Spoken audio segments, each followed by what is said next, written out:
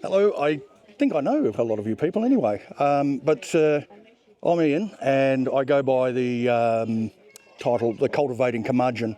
And for people who don't know, curmudgeon is just an old-fashioned word for grumpy old man. Can be equally applied to ladies as well. The reason I'm been asked to pop down here is I'm a local. I live just less than a kilometre away over there in Eastvic Park, and I'm in one of those really old cottage type houses that hasn't been modified since it was built in the 40s. Hasn't been painted since the 40s, I don't think. Anyway, but it's a really small house on a reasonable sized block. We got competition. And I'll be saying to people, if you remember the Good Life TV show, if you're that sort of age bracket, I'm trying to do that. So I've taken this reasonably sized yard and I've turned it into a place where you can grow things. I grow fruit, veg, mushrooms, make cheese, do sourdough and other breads, and a variety of other things preserving. And there's free olives over there if anyone wants to try them. They're grown from one tree in the backyard that produces over 20 kilos every year. So you can get really good crops out of small areas. But the reason I'm doing this, just as a little bit of background, is I come from a farming background or a pastoralist background. My father was a sheep station owner. I grew up in that environment. He was of the old school where he went by the adage, if it moves, shoot it. If it doesn't, chop it down.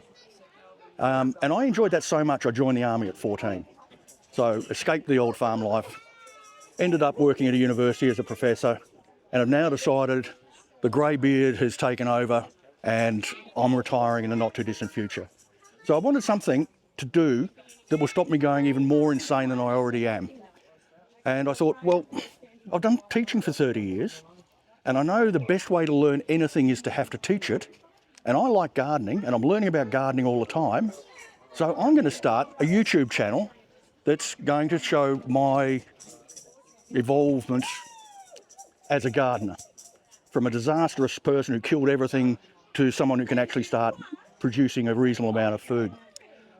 So I started that channel a couple of years ago and it's been really good fun. So if anyone's thinking of starting a YouTube channel, go for it. If you like creating videos and you like the creative type thing, do it. You guys should be doing videos.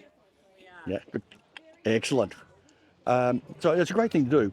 But what it's done is it's given me a great opportunity to go out into communities like this. I'm a member of the garden. I don't actually do much down here. I've just got back from York where they're setting up a community garden as well. Just starting. It's a really interesting project. They've got 4 acres. It's being run by the same people who run the food bank down there, and they want to grow food to put in the food bank. It's a really marvellous thing that they're doing. But I think for me the key part about gardening is the positive mental health issues that come from it. Being in a very technical environment, I can come out into my garden and basically just switch the mind off and enjoy being out in nature, as much nature as you can get a couple of kilometres from the city centre. It's surprising what you can get though, because I've got all kinds of birds. I've got black cockatoos, woolly wagtails, almost tamed my woolly wagtail. He'll come right up to my finger and then sort of just hop off. So wonderful. Maggies, parrots, all kinds of things that you can get in the garden, which is great in the inner city. But the mental health issues, again, because I was under a high stress job, I was turning into a blithering idiot, and just getting out in the garden just mellows everything out. Everything becomes more reasonable and it's great. But with things like the community garden here, getting out into the garden with other people and doing something like this or just joining in, that's also great because I get that contact with people. And if you're heading towards a retirement age, one of the really big issues is what are you going to do with your time? You've gone from working 50 or 60 hours a week to working zilch, but there's still the same number of hours in a week. And it's really important that you do something you enjoy, but also something that gets you to interact with other people and contributes back to the community. And that's really key. Being able to say, well, I'm retired, but I'm still doing something to help other people out or joining in to help the community. And to me, that's really what makes it all worthwhile. I don't do this for a living. My channel's not monetized, probably never will be, don't care. I do this for me. and it is really great. So the garden that I've got, what is it like, you ask? Somebody ask? Good, thank you. What's that garden of yours like? I'm glad you asked. You're welcome to come and have a look. I'm more than happy to show people through, and they can take cuttings. Remember, always carry your secateurs with you. So if you see a nice plant, you can nick a bit of it. Would you mind talking to these two? And when we go to King's Garden tomorrow, we're allowed to do that, aren't we? Yeah, absolutely. Unless you're caught. So what I've done is I use every bit of land that I've got from the very front curb side, which is a council's land, I don't care. And out there I grow beans and pumpkins and things that are pretty easy to grow, and I don't mind if people help themselves. In fact, I'd encourage anyone, if you see something, you're short a pumpkin, grab one. It's going to be much better than going to the shop and buying one. As you move into the house, it's a lot of shade for the to keep the house cool, but it's fruit trees. So I've got mulberries and guavas and strawberry guavas, trees I can't remember the name of because they're really, really rare. And every bit of space is used. So even the driveway has potted trees all down the side of the driveway. And this is a little gap, only sort of half a metre wide, that you normally can't do anything with.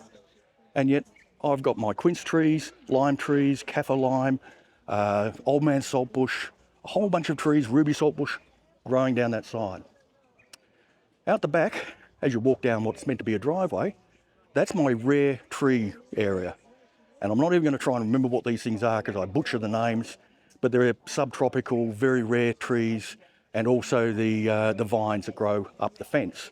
So along the fence, you've got passion fruit, raspberry, blueberries, blackberries, loganberries, and a few others I can't think of at the moment. And they grow up over the fence in summer. What does that mean for us in the house? All that heat that was hitting the fence and bouncing back into the house is now covered by greenery. There's no heat radiation from that fence anymore during summer. In winter, it's fine. Everything just sort of dies back and we can prune it off and it's nice and bright. The patio is a great area for me. Anyone here tried growing mushrooms? Yep. How much success have you had? Mixed. Yeah, it's like that. Yeah. I've just built a new mushroom tent, which is working really well, and it cost next to nothing. It's one of the normal greenhouses you buy, same as that sort of thing. It's got a $10 fan from Temu to extract the air. It's got a $10 or $15 humidifier sitting down the bottom, which runs on USB, so just plug in a battery. It pumps the humidity out, gets drawn up and sucked out the other side. I grow everything just about from grain spawn, so that makes it really cheap. 2 kilos of grain spawn is about $45. You'll get, 4 to 6 buckets like that out of a couple of kilos of grain spawn, and each bucket will produce between 6 and 10 kilos of mushrooms. So it's very, very economical. All you need is a bit of sugarcane mulch for most of them, which is really cheap. You sterilize it or pasteurize it and mix it with grain spawn and off you go. I've got lots of videos up if you want to do that, or if you even want to just give it a try, come out, have a look what I've got. If it's the right sort of time, we could even do some, or I could come down here and we could do some. Anyway, so the mushroom area is there, as well as my greenhouses for growing seedlings, and I try to grow everything I can from seed. Why would you do that? Because it's fun. Is it cheaper? Well, maybe. But it's much more interesting to go and get these rare seeds that you can get from wonderful places like Wendy's. That's a local WA supplier of seeds. Thrive Sustainability is another great one. They're out just outside of Perth. But also going over to Diggers and some of the other more exotic seed suppliers. They're licensed so they can actually send the seeds over to WA with the quarantine that we have. And you grow everything from seed, and it's not that hard. If you keep them in the right environment, use the right seed raising mix. I use the Osmocote seed raising, found that's been great. But also the Green Life soil seed raising is also really... Say you used mainly? Sorry? What was the first one you said you used? The Osmocote seed and cutting raise mix. I get that one because it's easier. Green Life is out in Greenmount or past Midland, somewhere, Swan Valley. And to get a delivery, you've got to buy a fair bit. So just going past Bunnings, you can grab one of these easy enough. But by growing from seed, you can have the variety. You get plenty of what you need, and you can control the range of goodies that you're growing. If you look at the seedlings in Bunnings or our local nursery here, Camberang, they're tied to what the commercial growers think will sell. So it's very, very standard. You'll find there's 1 or 2 types of beetroot. I grow 7 or 8 types of beetroot a year, and then a different 7 or 8 next year. So there's this huge variety if you grow from seed. And once you start growing from seed, you start doing things like this wonderful person has done, and saving the seed. Most things that you grow, if you let one go to seed, you harvest the seeds, and that's what you grow from next year. And there's lots of things you can do this with. Ginger's another great one, and garlic. My ginger, I've been growing the same ginger for probably 6 or 7 years. Haven't bought any, just keep saving a little bit, plant it, and off it goes again. But by doing the seed saving, you also can help the community. Because if you're on one of those free Facebook groups, we're on our very local one, only a few streets, you can put up there that, hey, I've got an overabundance of sage seeds. You buy a packet of sage seeds and it's got 500 seeds in it.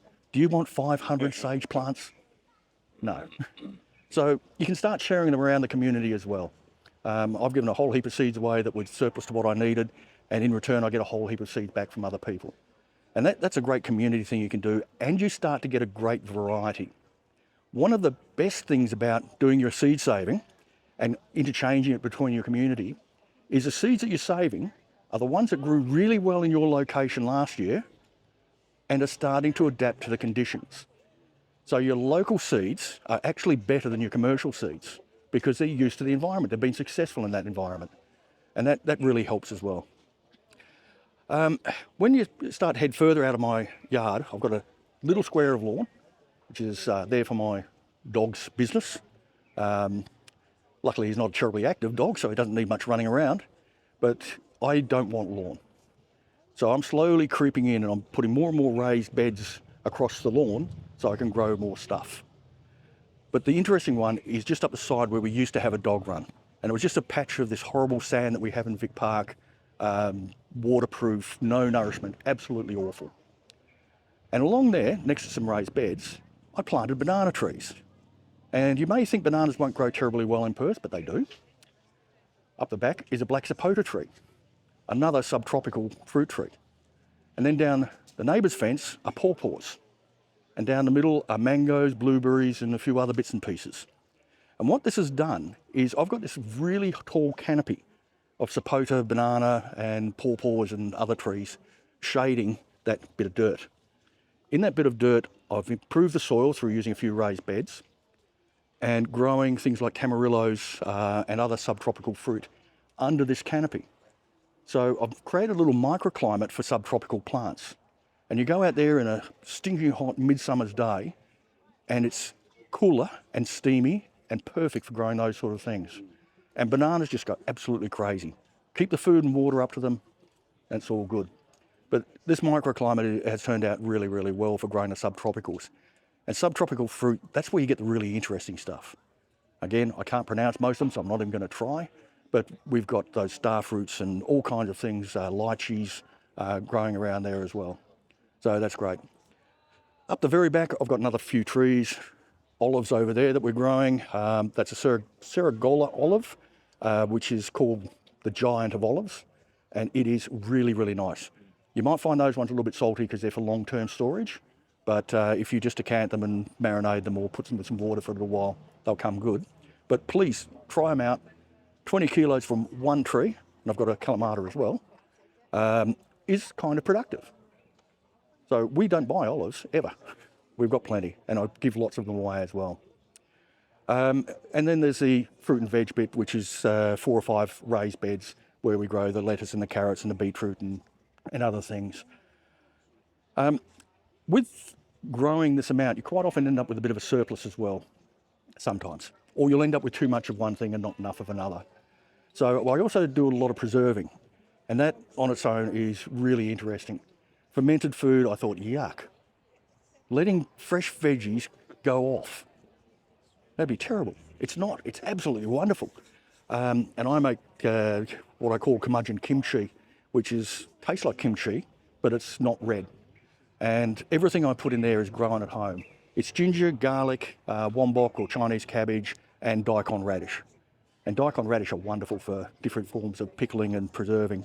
They get about that round, about this long, so very, very productive. So no chili in the kimchi? Oh, sorry, I forgot the chili. Yes, definitely chilies. You've got to have chilies in kimchi. But it doesn't matter what sort you use. I use orange habanero because they're my favourite. But it doesn't have that red colour you get from the chili paste that the Koreans use. But it's absolutely superb. So you let it rot for 2 weeks. Ferment for 2 weeks. Longer if you like it a bit more flavoursome. I've let it go for 3 or 4 weeks, and I like it like that, but it drives everyone else out of the house. So it gets a little bit strong. And we also do things like cheese making. And I really love cheese making. It's time consuming, but it's a lot easier than you think. There's a great guy over in Melbourne, the Cheese Man. If you ever want to see how to make cheese, watch his videos. He's really good. He's a nice bloke. Gavin Webber. I've had a few conversations with him about, what we're doing and that sort of thing. And he's really willing to help out. And he's got kits that aren't expensive, right? For $100, $170, you can buy a hard cheese making kit and get into making cheddars and Wensleydale, Goudas, Edams, and those sort of things. When I say it takes a long time, it'll take you all day to make a cheese, right? So that's a 1.5, 2 kilo cheese, but it's not standing over it all the time. It's put the milk on, let it warm up, go away, do something else. Come back, check the temperature, add the calcium chloride, add the rennet. Go away for an hour, come back, slice it up.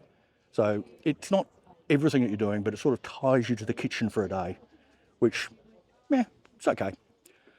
The other thing is, to have good cheese, you need to leave it for about 6 months. Any earlier than that, it's kind of grainy and not particularly good. And to store it, you need a cheese cave of some kind. You've got to try and keep the cheese around 12 to 15 degrees, which is too warm for the fridge, but outside is far too hot. And it's really easy to do. You can buy little thermostats to plug into the power point. You set the temperature that you want there, put the probe inside a little bar fridge that you buy from Kogan or Retrovision or someone for $99, and you've got your cheese cave. Very easy to do and not expensive. So really, that's it. As I said, you're all welcome. Anyone who's in the area is welcome to give us a yell, either on Facebook or YouTube, and happy to take you through the garden, as long as you like big dogs, because I'm sure they'll like you. He thinks everyone is very tasty. As I said, bring your secateurs and snip off anything you like. So, anyone got questions or want to ask anything? Thank you.